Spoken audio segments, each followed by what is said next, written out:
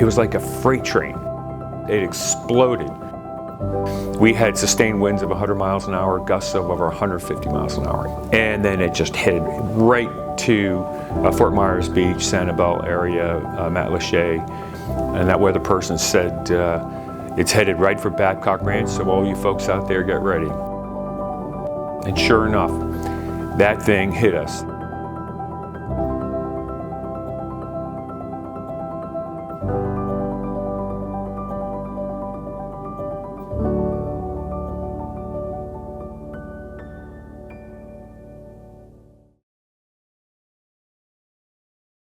My name is Sid Kitson, and I'm the CEO of Kitson & Partners, and we're the creators of Babcock Ranch.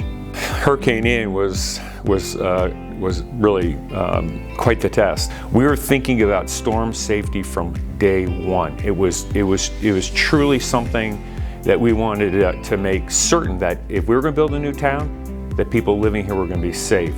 When we looked at resiliency, really one of our key initiatives, we really started with the land. So how do we make it truly resilient from day one? So as a community, certainly during the planning stage, we wanted to take a look at what the natural environment looked like.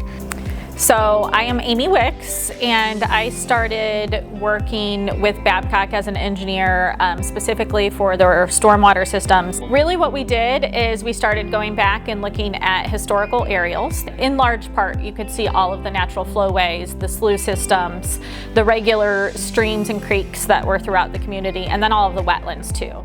What we wanted to do was give opportunity for water to get off of those roads quickly, because that was man-made and very different from anything natural, but then hold in place for a period of time too. We designed our stormwater management system to direct it to these areas where the water would just go naturally. And then we have this great lake system that we've created also that is just part of the resiliency and to make certain that the property doesn't flood during these storms. We buried all the utilities underground. And if you look at Babcock Ranch, we're the first solar powered town in America. We have 150 megawatts of power. That's 700,000 panels on 840 acres. That's the equivalent of taking 25,000 cars off the road. Creating this resilient community from the very beginning really has paid huge dividends. You know, when you look at what's happened over the past several years, the system has worked in a fantastic way. And I think if you talk to people here at Babcock Ranch during Hurricane Ian, the one thing that they all were so thankful of was the fact that they still had power, they still had internet service, and they still had water. So what does that prove for not only Babcock Ranch, but the state of Florida and throughout the country? It proves that it works. That planning, that if you actually do it, not just talk about it, but actually do it, you can be successful and you can be resilient.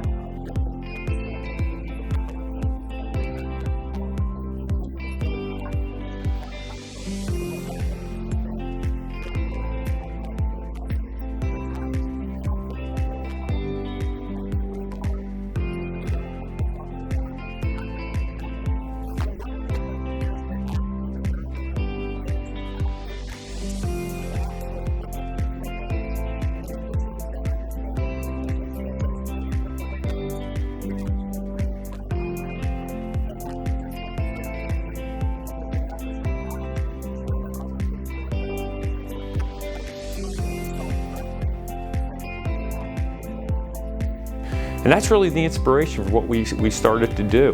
We wanted to be as innovative as we possibly can be, and then hopefully, as it becomes even more and more successful, others will copy it and maybe even do a better job. This is a different world we're in today. These storms are more violent, they're more frequent. We got to get ready for it. Start somewhere.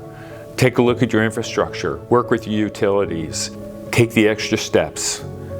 do the right thing, build in the right areas, fortify your structures, and you start to harden your infrastructure.